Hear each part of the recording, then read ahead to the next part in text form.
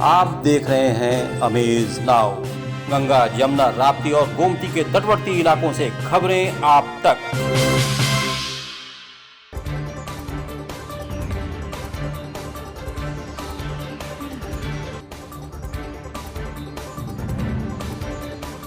Operation Trinetra को सफल बनाने के लिए एडीजी जोन गोरखपुर ने कोई कोर कसर नहीं छोड़ रखा है। तकरीबन 125 महानगरीय चौराहों पर कैमरे लगाए जा चुके हैं। इतना ही नहीं, लगाए जा रहे कैमरे की गुणवत्ता पर भी विशेष ध्यान रखा गया है। एडीजी जोन गोरखपुर अखिल कुमार ने मीडिया से रूबरू होते हुए बताया कि ऑपरेशन त्रिनेत्र को लेकर गोरखपुर जोन पुलिस बेहद ही संजीदा है और बहुत ही तेजी से इस दिशा में हम लोग आगे भी बढ़ रहे हैं। यहां तक कि गांव में भी हम लोग ग्राम प्रधान की मदद से चौराहों पर कैमरे के लगाने की दिशा में 100% प्रयासरत हैं। की क्वालिटी क्या है, उनकी कनेक्टिविटी इशू क्या है, उसमें सॉफ्टवेयर कैसे मैनेज करेगा, उस पूरे विषय को, इन सब चीज़ों पे चर्चा विचार विमर्श करने के लिए हम लोग आए थे। जिसमें जो वेंडर्स थे वो थे हमारे, जो हमारे टेक्निकल एक्सपर्ट्स थे, हमारे आरआई थे, वो लोग सभी लोग उपलब्ध थे, इलेक्ट्रिसिटी भी थे। तो विभिन्न मुद्दों पे चर्चा हुई है और फिर हम लोग एक जो अभियान पूरे जनपद में, खास करके गोरखपुर में एक अच्छी दिशा पकड़ लिया है।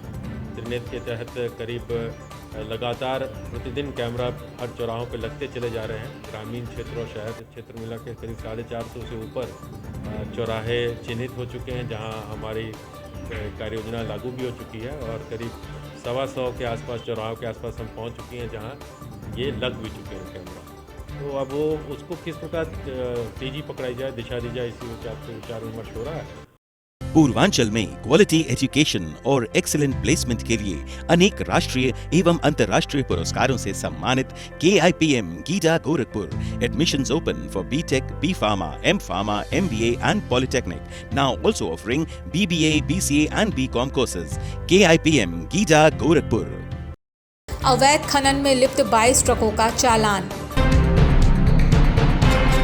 मंगलवार की रात 11 बजे से लेकर सुबह 5 बजे तक यूपी ट्रक संचालक एसोसिएशन एवं गोरखपुर ट्रक ऑपरेटर एसोसिएशन के संयुक्त तत्वावधान में ओवरलोड और अवैध खनन के खिलाफ अभियान चलाया गया, जिसमें खनिज अधिकारी और यात्री कर अधिकारी गोरखपुर की महत्वपूर्ण भूमिका रही। इस अभियान के दौरान लगभग 22 ट्रकों के खिलाफ चालान कर थाने में बंद करने की कार्रवाई की गई। रात्रि 11 बजे से संगठन के पदाधिकारियों, सदस्यगण विभिन्न क्षेत्रों में खनिज अधिकारी और परिवहन अधिकारियों के साथ ओवरलोड और अवैध खनन के खिलाफ अभियान चलाया, जिसमें नौसर से लेकर कौड़ी राम तक अभियान चलाया गया। अभियान के दौरान अहरौरा और ओवरलोड गिट्टी लदी हुई ट्रकें मिली। इन ट्रकों पर किसी भी प्रकार का वैध पेपर यानी रॉयल्टी नहीं मिला।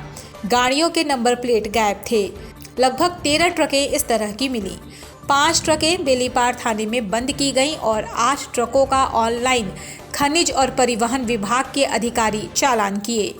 इसके अलावा खनिज अधिकारी द्वारा रात्रि में गोरखनाथ खजांची क्षेत्र में भी गाड़ियों को पकड़कर शाहपुर थाने में बंद किया गया। अरौरा रॉयल्टी है, कितना माल लाते हो? सर ये बढ़िया हाल है। हाँ, कितना उसमें कितना है सर? इसमें है 43,480 43,460 460 12 चक्का है। 43,460 काहे ओवरलोड लाद रहे हो? ओवरलोड का दिया है। काहे ओवरलोड लाद रहे हो? परमिट क्यों नहीं है बोलो। इन ट्रकों पर भी किसी प्रकार का वैध पेपर नहीं था।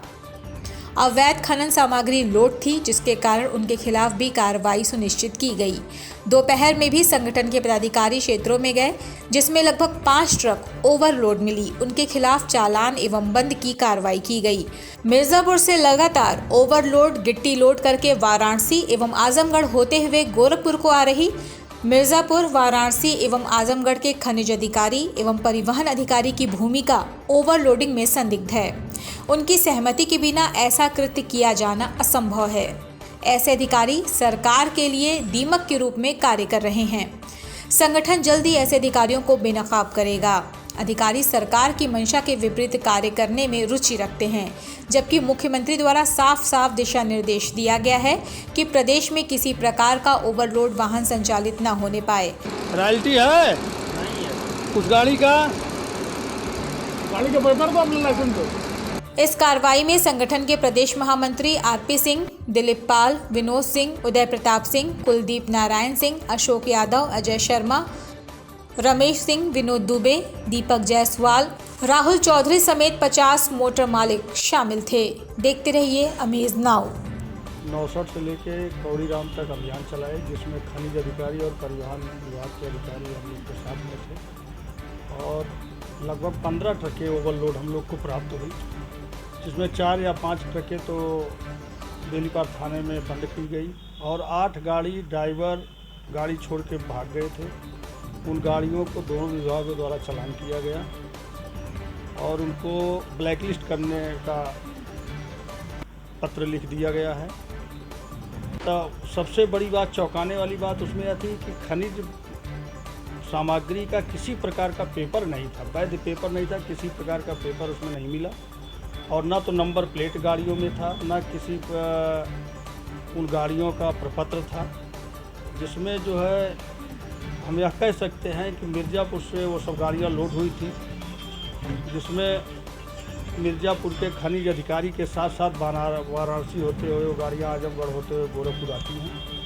तो हम कह सकते हैं कि वाराणसी, आजमगढ़ और मिर्ज़ापुर के खनिज अधिकारी के साथ साथ परिवहन के अधिकारी की मिली भगत से यह गाड़ियां संचालित हो रही हैं। नहीं तो बिना प्रपत्र के इतने ज़िले पार करके माननीय मुख्यमंत्री जी के गृह जनपद में आना बहुत बड़ी बात है और यह एक सवालिया निशान उनके ऊपर उठाता है कि ऐसे अधिकारी आज भी बने हुए हैं कि जो माननीय मुख्यमंत्री जी की मंशा के विपरीत कार्य करने के लिए जाने जाते हैं और वो आज चार्ज पे हैं, लगातार भ्रष्टाचार में लिप्त हैं, लेकिन उनके खिलाफ अभी तक ना तो विभाग ना उच्च अधिकारी किसी प्रकार की कार्रवाई नहीं करते।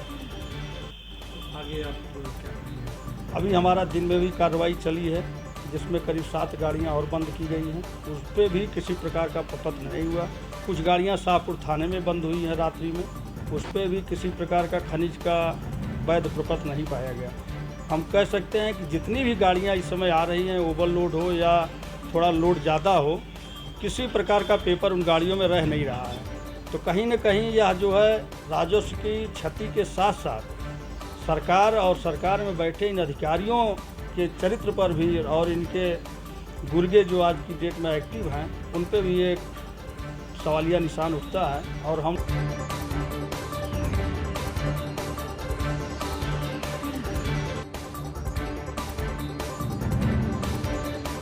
देखते रहिए अमेज नाउ।